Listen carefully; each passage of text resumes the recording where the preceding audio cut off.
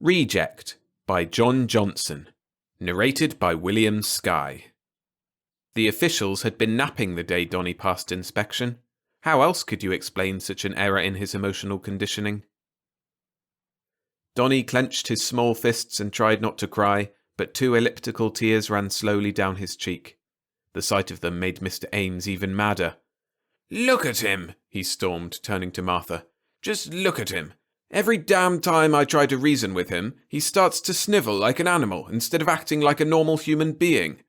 Mr. Ames flicked his cigar ashes toward a vacuum cup on the wall and looked down at the boy. "Now stop that stupid crying and tell me what this is all about."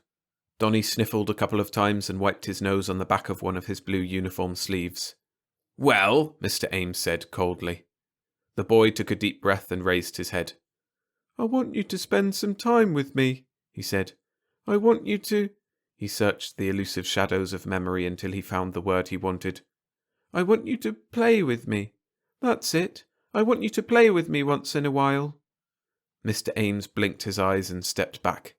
"Play," he repeated. "What do you mean, play?" Donny hesitated. "You know," he said finally. "Take me on long walks and sit down and play games. Take me on long walks and sit down and play games and tell me stories once in a while." "But you've got all the stories you need," Mr. Ames said, waving his hand at the banks of audio tape stacked neatly on the wall shelves. "And your audio prompter can tell them better than I can." "Yes," Donny said, "but that's a machine, and I want—" "What's wrong with a machine?" Mr. Ames said, his face getting red. "Some of our best things come from machines. Didn't they teach you that at the incubator?" "Yes," the boy said, "but isn't there anything besides machines? I can't play with machines. I want to play with you." He began to sob again. Mr. Ames dashed his cigar to the floor. "I give up," he said. "By the red balls of Jupiter, I give up." "Now, Henry," his wife said. "Remember, the boy's only 7. "Don't Henry me," Mr. Ames said. "And besides, what does being 7 have to do with it? When I was his age, I was an honour student in physics. He can't even pass algebra." Donny stared at the toes of his boots. "I've given this kid everything," Mr. Ames went on.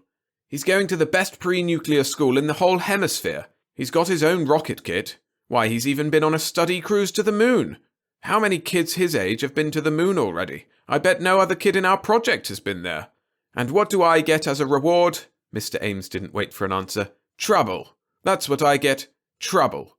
Why in Galaxy he can't leave me alone like a normal child is more than I can understand." He stopped for breath and lit a fresh cigar. "Maybe the boy's sick," Martha said timidly. Mr. Ames ignored her. "I've tried to be a good father to him," he said, his voice self-righteous. "I'm giving him a chance to make something out of himself.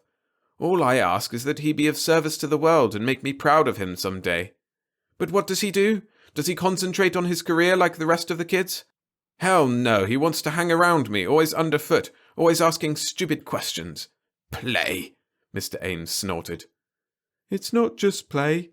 "Eh? What's that?" Mr. Ames jumped. "I said it's not just play," Donny repeated, bravely brushing away his tears. "You don't give me any—" He searched again for the right word. "Any companionship. A boy needs companionship. Don't you understand?" "No, I don't," Mr. Ames said. "And I'm sure they didn't teach you that in the incubator either. Don't you realize you should be fully coordinated by now? Instead, you want me to take time from my work. Why, it's preposterous. It's unscientific." "But all I want—" Mr. Ames held up his hand. "Enough of this," he said. "I refuse to discuss it any more. Now go to your room and get ready for your study period." The boy burst out crying again and ran out of the room. Mr. Ames shook his head. "Definite neurotic tendencies," he muttered to himself. "What, dear?" his wife said. "Nothing, Martha," he answered. "Just talking to myself." He sat down heavily on the couch and sighed. What was wrong with Donny anyway? Where did he get those archaic ideas from? Surely he had been taught that the whole purpose of the incubator system was to speed up learning and growth processes so children wouldn't have to waste precious years growing up like they did in the old days. Why, their new technological age simply had no time to fool around with infantile desires. There were too many things to do, too many knotty scientific problems to solve. "Emotions," Mr. Ames mumbled to himself. "You could never trust your damn emotions." That night, after Donny was in bed, Mr. Ames went to his study and pulled out the boy's file. It explained what he was fitted for, what abilities he had inherited, and what his primary training included. Mr. Ames noted sadly that the boy's scientific quotient was 142, well above normal, and that he would stand 6 feet tall and weigh close to 195 pounds when fully developed. Mr. Ames, who was incubator-born himself, was completely sold on the ingenious system the Federation of World Councils had devised. No more hit-and-miss mass reproduction, where morons were gradually outbreeding intelligent beings, but instead selective artificial insemination, through which only the best strains were permitted to reproduce. Each generation the human race got healthier and smarter. Insanity and inherited diseases were a thing of the past and nature's primitive law. Only the fittest shall survive was now a glittering reality. Why, the federated incubators even took over the burden of educating the children for the first 5 years. Parents no longer had to be bothered caring for helpless bawling brats. By the time incubates were placed on the available list, they were completely self-sufficient and emotionally conditioned to fit into any family group. Parents simply picked what they wanted. Mr. Ames, of course, had selected a future nuclear chemist. It was a beautiful system, Mr. Ames told himself, and even more important, it worked. But somehow, some way, there was something radically wrong with their child. Definite neurotic symptoms, Mr. Ames murmured, half aloud. By Jupiter, there was only one thing to do. He shut the folder firmly and spun around to the trans-audio. A green light appeared on the panel almost immediately. Your connection, please, the Automon said. Give me the local incubator. There was a pause, then a click. Federated Health and Service Coordinator speaking. May I help you? Yes, this is Mr. Henry Ames over at the Amarillo Group Project. I have a complaint to make. Yes, the coordinator, a woman, was carefully polite.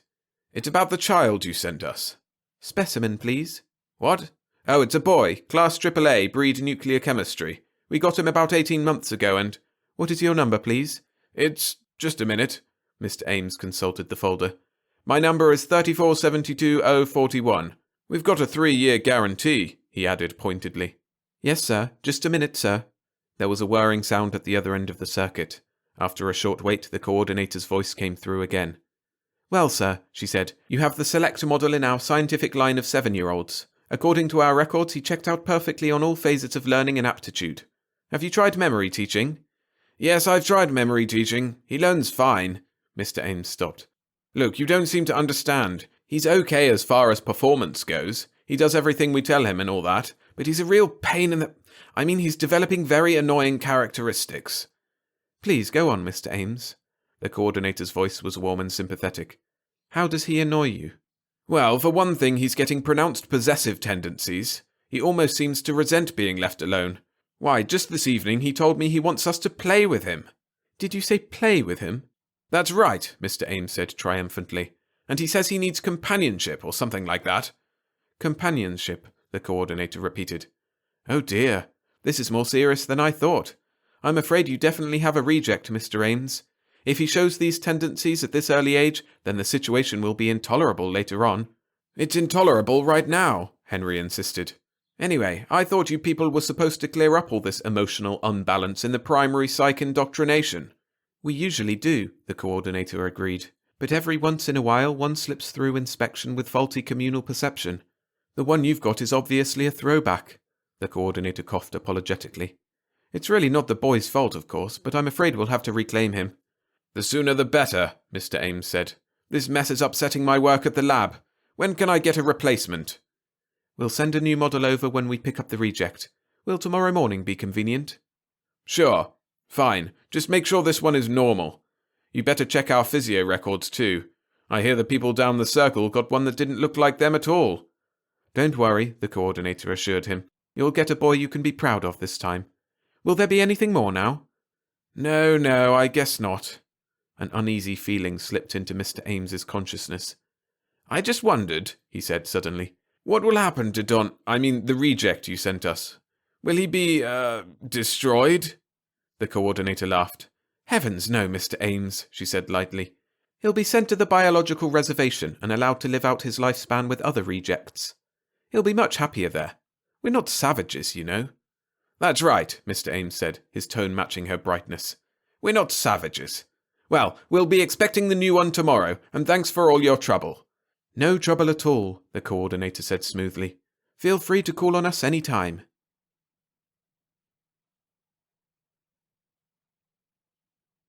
Thanks for listening.